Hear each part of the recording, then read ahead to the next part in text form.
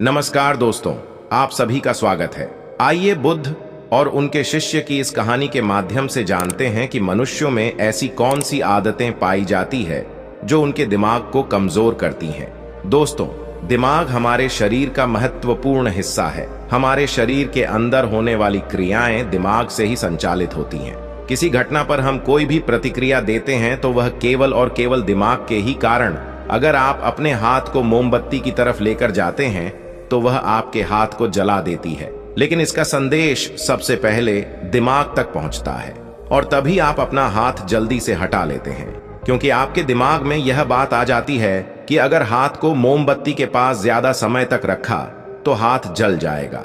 यदि व्यक्ति का दिमाग ठीक से काम ना करे तो वह इस दुनिया में जीवन जीने के लायक भी नहीं रह पाता है। सभी जीवित प्राणियों में दिमाग अथवा मस्तिष्क जन्म से होता है और इसका विकास उम्र के साथ होता रहता है, लेकिन कई बार हमसे जीवन में कुछ ऐसी गलतियां या आदतें बन जाती हैं जो हमारे दिमाग को कमजोर करती हैं, और इन आदतों के लिए कोई और नहीं बल्कि हम स्वयं जिम्मेदार होते हैं। दोस्तों, गौतम बुद्ध की शिक्षा हर किसी के जीवन को नई दिशा दे सकती है। अगर आप भी इसे मानते हैं तो कमेंट्स में नमो गौतम बुद्धाय लिखना मत भूलिए। एक समय की बात है, बुद्ध अपने कुछ शिष्यों के साथ यात्रा पर थे। चलते चलते वे एक जंगल के किनारे पहुंचे और अंधेरा भी छाने लगा। गौतम बुद्ध और उनके शिष्यों ने निर्णय लिया कि आज की रात्रि वे यहीं पर बिताएंगे और कल सुबह होते ही आगे की यात्रा पर निकलेंगे। उन सभी शिष्यों में से बुद्ध के एक प्रिय शिष्य भी थे जो कि कद में नाटे और बहुत भोले भाले थे। सभी शिष्यों में से इस शिष्य की आदत बिल्कुल अलग थी। जहां सभी लोग 7 से 8 घंटे की नींद लेते थे, ये महाशय केवल 3 घंटे ही सोते थे। इनका मानना था कि जो लोग अधिक सोते हैं वह आलसी होते हैं। गौतम बुद्ध के इस शिष्य को भोजन करना बहुत अधिक पसंद था। जब वे भोजन करने बैठते थे तो अन्य सभी शिष्यों के हिस्से का भी भोजन कर लेते थे।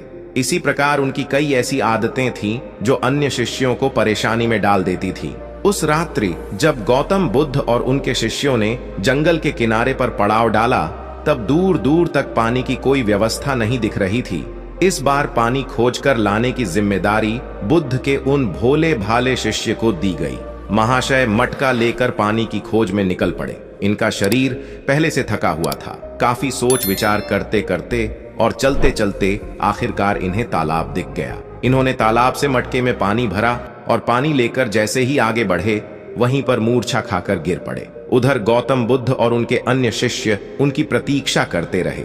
जब प्रतीक्षा में पूरी रात्रि बीत गई, तब अगली सुबह गौतम बुद्ध स्वयं अन्य शिष्यों के साथ अपने उस शिष्य की खोज में निकल पड़े जो रात से वापस नहीं लौटे थे। सभी लोग उन्हें खोजते हुए तालाब के पास पहुंचे और मूर्छित हुए शिष्य को होश में लाने का प्रयास किया। जब वह शिष्य होश में आए और गौतम बुद्ध को अपने सामने देखा तो चौंक गए। उन्हें कुछ भी याद नहीं था कि वह तालाब के पास क्या कर रहे हैं। उनके इस व्यवहार को देखकर अन्य सभी शिष्य उन पर हंसने लगे और उन्हें मंद बुद्धि कहकर चिढ़ाने लगे। वह भोले भाले शिष्य वहीं पर रोने लगे और कहने लगे कि हाँ, मैं मंद बुद्धि हूँ। तब गौतम बुद्ध ने सभी को शांत कराया और अपने शिष्य को समझाते हुए बोले कि हम सभी ने देखा है, तुम्हारी आदतें अन्य मनुष्यों से बिल्कुल अलग हैं। तुम बहुत कम सोते हो और बहुत अधिक खाते हो। मैंने तुम्हारे अंदर एक नकारात्मक जीव को महसूस किया है जो तुम्हारे दिमाग को दिन रात कमजोर कर रही है। तब वह शिष्य और अधिक तेज से रोने लगे और कहने लगे कि गुरुदेव, अब आप भी मुझे मंदबुद्धि कह रहे हैं। तब गौतम बुद्ध ने कहा कि नहीं, ऐसा नहीं है। तुम एक होशियार और बुद्धिमान मनुष्य हो, किंतु तुमने कुछ ऐसी आदतों को पाल रखा है जिसके कारण तुम्हारा दिमाग कमजोर हो रहा है। तब शिष्य ने कहा कि हे गुरुदेव, ऐसी कौन सी आदतें हैं जिनसे मनुष्य का दिमाग कमजोर होता है। तब गौतम बुद्ध ने कहा कि आज मैं तुम्हें बताता हूँ कि ऐसी कौन सी आदत है जो मनुष्य के दिमाग को कमजोर करती है। मेरी बात को सभी लोग ध्यान से सुनना। गौतम बुद्ध ने बताना प्रारंभ किया। पहली आदत, नींद के महत्व को समझने में भूल करना।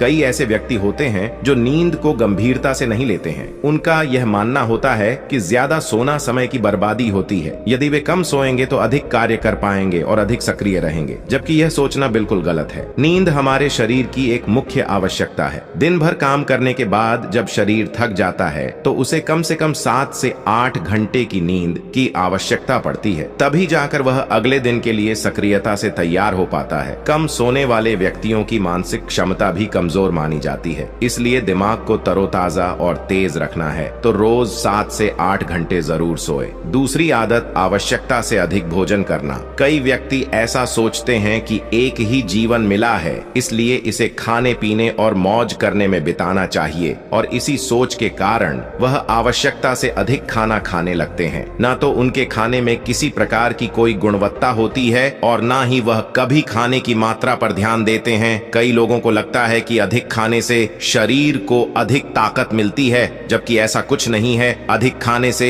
शरीर में केवल बीमारियां ही लगती हैं, कभी पाचन संबंधी बीमारी तो कभी शरीर का मोटापा। ये सब कुछ खाने की गलत मात्रा और उसकी गुणवत्ता के कारण ही होता है। जब व्यक्ति का शरीर बीमार रहेगा तो इसका असर दिमाग पर भी होगा। इसलिए अपने दिमाग को तेज रखने के लिए सही मात्रा में और सही गुणवत्ता वाला भोजन करना चाहिए। तीसरी और खास आदत, खुद को कार्य करने की मशीन समझना। इस संसार में कई ऐसे व्यक्ति हैं जो दिन रात काम के पीछे भागते रहते हैं, और इस बीच ना तो वे अपने शरीर को आराम देते हैं और ना ही कभी अपने परिवार को समय देते हैं। ऐसी आदतों से उनके जीवन में तनाव बढ़ जाता है और एक दिन ऐसी थकान हो जाती है कि फिर वह पहले के जितना सक्रिय नहीं हो पाते हैं। इसलिए अगर आप भी खुद को कार्य करने की मशीन समझ रहे हैं तो आप अपने शरीर को खराब करने के साथ साथ अपने दिमाग को भी खराब कर रहे हैं। इस आदत को आज ही खत्म करें और एक सामान्य जीवन जिए। जितनी आवश्यकता है उतना ही कार्य करें। चौथी आदत, बुरी आदतों की भरमार रखना। कई व्यक्तियों में आलस्य इतना अधिक होता है कि वह किसी भी काम को ठीक से नहीं कर पाते हैं। उनके शारीरिक और मानसिक शक्तियों में अक्सर कमजोरी पाई जाती है और इस कमजोरी का मुख्य कारण होती है उनकी गलत आदतें। काम को टालना, आवश्यकता से अधिक सोचना, बेकार की बातों पर चिंता करना, ये सभी दिमाग को कमजोर कर देने वाले लक्षण होते हैं। इसलिए यदि सही जीवन जीना है और दिमाग को तेज रखना है तो सबसे पहले अपनी बुरी आदतों को खत्म करें। पांचवी आदत, खुद की बुराई और कमजोरी देखना। कई बार व्यक्ति के सामने ऐसी परिस्थितियां आ जाती हैं जिनमें वह खुद को असहाय और कमजोर अवस्था में पाते हैं, लेकिन इस अवस्था से निकलने के स्थान पर वह स्वयं को ही कमजोर मानने लग जाते हैं। खुद की बुराई करना और खुद को कमजोर देखना इंसान की सबसे बड़ी गलती होती है। यह कार्य जीवन में कभी नहीं करना चाहिए, क्योंकि यह आपके जीवन की प्रगति में बाधा बनती है। इससे आपके मानसिक स्वास्थ्य को हानि पहुंचती है, आत्मविश्वास में कमी आती है। अपने दिमाग को तेज बनाए रखने के लिए खुद की बुराई कभी दूसरों के सामने नहीं करनी चाहिए, या स्वयं ही स्वयं की बुराई कभी नहीं करनी चाहिए। स्वयं को सकारात्मक बातें बोलनी चाहिए ताकि दिमाग सही दिशा में कार्य कर सके। छठी आदत, दिमाग में अतीत की नकारात्मक बातों को इकट्ठा रखना।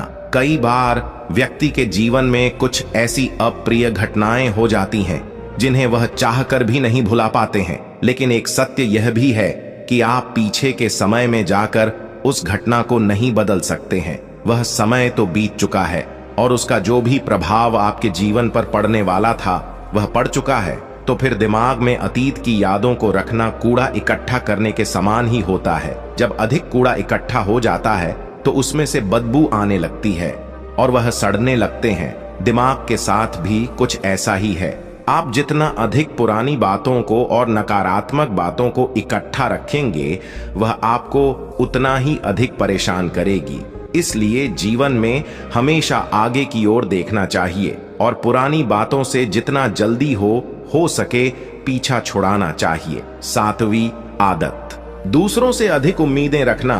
संसार में एक से एक दयालु और सच्चे व्यक्ति हैं जिन्होंने सभी की सहायता की है, किंतु कई बार हम अपने आचरण के कारण दूसरों से भी आशाएं लगा लेते हैं कि वह भी हमारी सहायता करेंगे, और जब वह हमारी सहायता नहीं करते हैं तो हमें कष्ट पहुंचता है।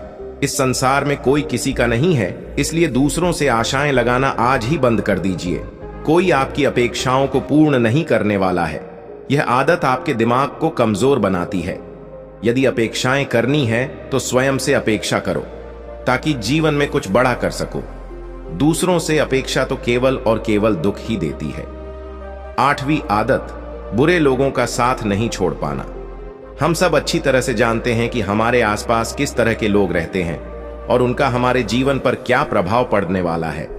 जब कभी आपको लगे कि किसी का साथ आपको नुकसान पहुंचा रहा है या आपके जीवन को प्रभावित कर रहा है, तो उसे वहीं पर समाप्त कर देना उचित होता है, क्योंकि बुरे लोग आपको कष्ट और नकारात्मकता के अलावा कुछ नहीं देने वाले हैं।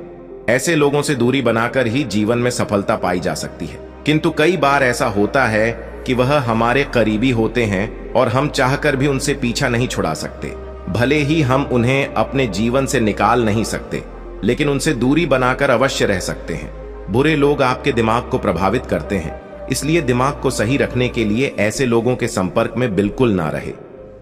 9वीं आदत, स्वयं की गलतियों को अनदेखा करना। कई बार व्यक्ति से यदि कोई गलती हो जाए तो वह उसे पूरी तरह से अनदेखा करते हैं और जिम्मेदारी लेने से बचते हैं, जबकि यह आदत आपके जीवन को असफलता की ओर ले जाती है। कभी भी यदि आपसे गलती हो जाए तो उसे पूरे मन से स्वीकार कर लेना चाहिए, साथ ही क्षमा मांग लेनी चाहिए। इस संसार में पश्चाताप से बड़ी कोई क्षमा नहीं होती है। यदि गलती करने के बाद आपको सच्चे दिल से पश्चाताप है तो उसका पाप आपको कभी नहीं लगता। जो व्यक्ति जिम्मेदारी लेने से डरते हैं वह दिमाग से कमजोर होते हैं, जबकि सच्चाई के साथ सभी का सामना करने वाला व्यक्ति अधिक हिम्मती और दिमाग से तेज होता है। 10वीं आदत, अपनी असफलताओं के लिए दूसरों को जिम्मेदार मानना। सफलता और असफलता एक ही सिक्के की दो पहलू हैं। दोनों ही परिस्थितियों में हमें स्वयं इस बात का आकलन करना चाहिए कि यह सफलता या असफलता हमारे जीवन की महत्वपूर्ण घटना है और इसकी सारी जिम्मेदारी हमारी है। कई बार यदि हम किसी काम में असफल हो जाते हैं तो हम उसके लिए अपने माता पिता, गुरु इत्यादि को जिम्मेदार मानने लगते हैं। यह आदतें आपके दिमाग से कमजोर बनाती हैं। कभी भी अपनी असफलता के लिए दूसरों को जिम्मेदार नहीं बनाना चाहिए, बल्कि स्वयं की मेहनत पर विश्वास रखना चाहिए। इस प्रकार बुद्ध ने उस व्यक्ति को ऐसी आदतें बताई जो उसके दिमाग को दिन रात कमजोर कर रही थी। उस व्यक्ति ने सच्चे मन से बुद्ध को बताया कि हाँ, यह सब उसकी आदतें हैं और वह अपनी इन गलत आदतों के लिए स्वयं को जिम्मेदार मानता है। साथ ही वह वादा करता है कि वह इन सभी गलत आदतों से छुटकारा पाने के लिए पूरा प्रयास करेगा। तो दोस्तों, मुझे पूरी उम्मीद है कि इस मोटिवेशनल स्टोरी से आपको शिक्षा मिली होगी और इस मोटिवेशनल स्टोरी से आपको प्रेरणा मिली होगी। अगर आप चाहते हो कि ऐसी मोटिवेशनल स्टोरी आपको मिलती रहे तो आप बिल्कुल सही जगह पे हो। उमंग इंस्पायर, यहाँ पर आपको मोटिवेशनल कहानियों का वीडियो मिलेगा जो आपको जीवन में आगे बढ़ाने की ताकत देकर जाएगा। इस कहानी को सुनने के लिए और आपका अमूल्य समय देने के लिए दिल से आपका शुक्रिया। तो दोस्तों, जल्द ही लौटेगी उमंग इंस्पायर चैनल पर motivational video, so please subscribe